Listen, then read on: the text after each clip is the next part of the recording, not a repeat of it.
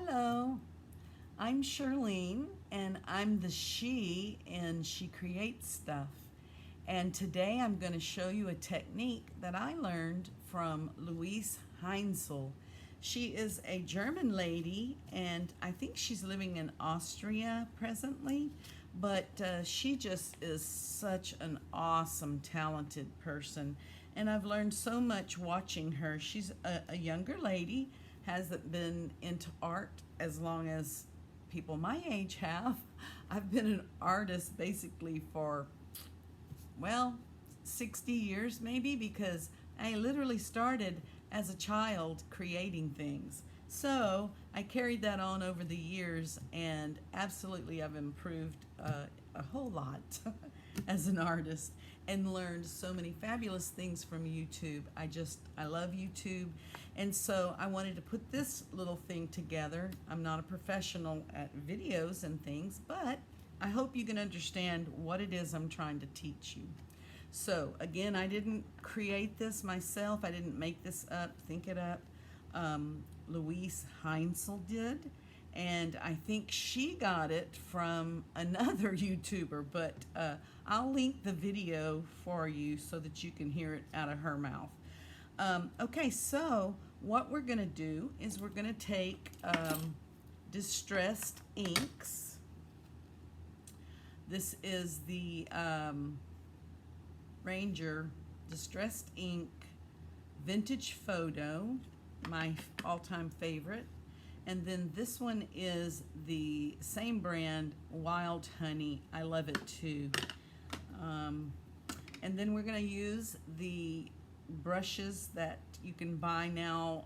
They used to be makeup brushes, but now you can buy them specifically for inks.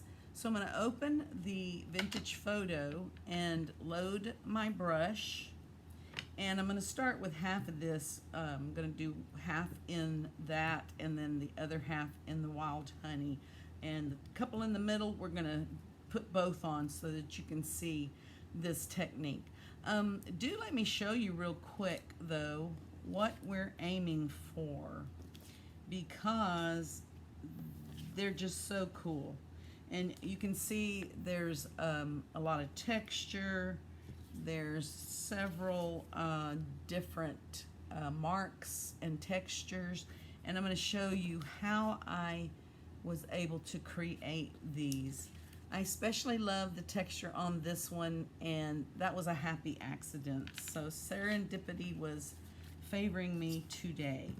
I am going to be using these very, very old. I am not kidding. I bought a humongous box of these in the early 90s, back when we had printers that were tractor fed. And this is how labels came. The little spokes on the printer would grab into these little holes and feed it through. So I still have a stack like that left over, and I literally have used them for a million things and many times over the years. So fortunately I still had some, so we're going to get to work here on distressing these labels, and then in the next video we're going to do something really cool to those labels. Again, it wasn't my idea, but I'm so glad I came upon that video by Louise Heinzel. So let's get started. Just go along and rub your distressed ink on the labels. And usually we're kind of picky about not wanting to get circles or the shape of whatever it is we're using to distress something. But in this case, we do want those. And I'm going to carry that on right over here to those. And let's make sure we get them good. And I hope that noise isn't too much. And yes, my table is going to shake. It's the setup that I have. So I've tried everything to get this table a little sturdier. I mean, it's not flimsy. It's just it wants to sway back and forth. My other table next to me has my computer and other things on it, and it doesn't move, but I don't have as much room over there, so we're going to use what we got, because that's my philosophy. Now, you know how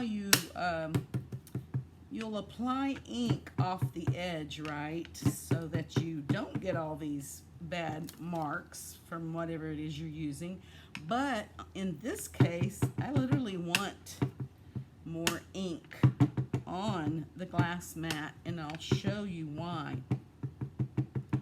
So what I do is, and it was an accident, I come from a generation where it was drummed into our head, waste not, want not. So I used the last drop of whatever. I used every ounce of toothpaste. I squeeze every drop out of the tube before I discard it. I cut my containers, the tubes of lotion open and scrape out the lotion. So it's just, I'm like my grandmother. She never wasted anything, and I spent a lot of time with her, and so I'm the same way. So I've got this extra ink on the glass mat, and being the type to waste not, want not, I'm like, oh, I'm gonna soak up that stuff on the glass mat. I'm not leaving that to be wiped up. So that's what I did. And I hope they show up on these somewhat.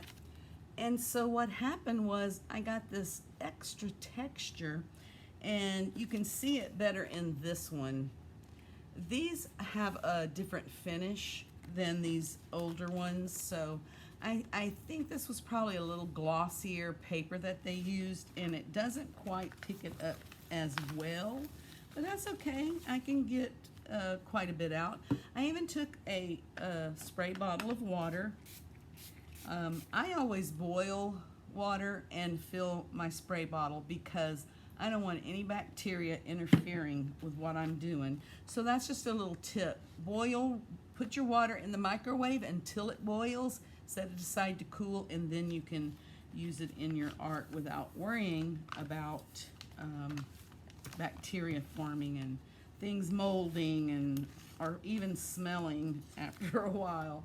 Okay, so I spritzed the glass mat with some water and picked up more of the ink, and I think I got more of a distressed look. The water actually reacts with the distressed ink. They're really designed to do that, and so you get a kind of a water droplet effect on the paper, and you know, it's reminiscent of the old papers that we find maybe at resale shops, or if you're fortunate like me and had a family that saved everything, you can find quite a few old letters and stuff like that that have that aged look, because they are aged. Anyway, so now we're going to do the wild honey.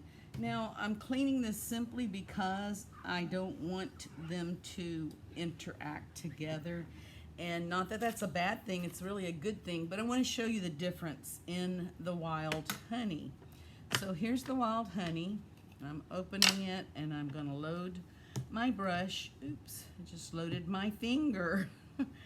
I wonder what that would do. Anyway, just kidding. Okay, so I'm loading my brush, and I'm going to do the same thing.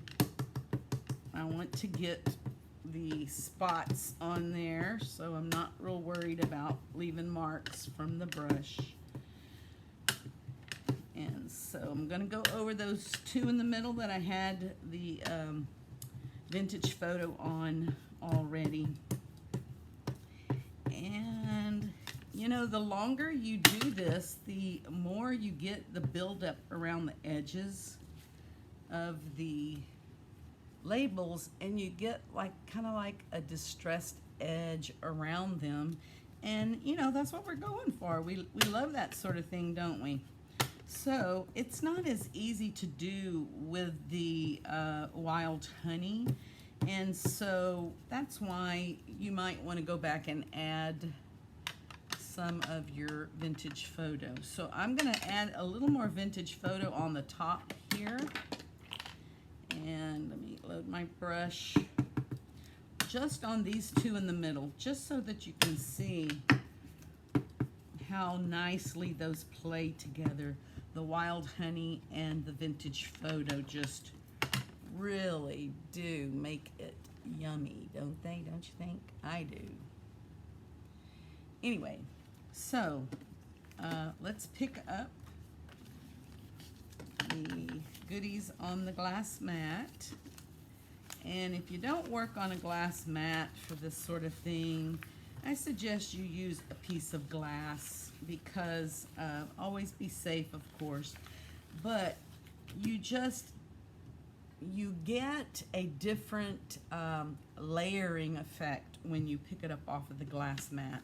And then, like I said, you can spritz the glass mat and pick up more, although there's really nothing left. Well, there is now. Anyway, you can also spritz your labels, and you'll also get that mottled water droplet effect. So let me clean this up,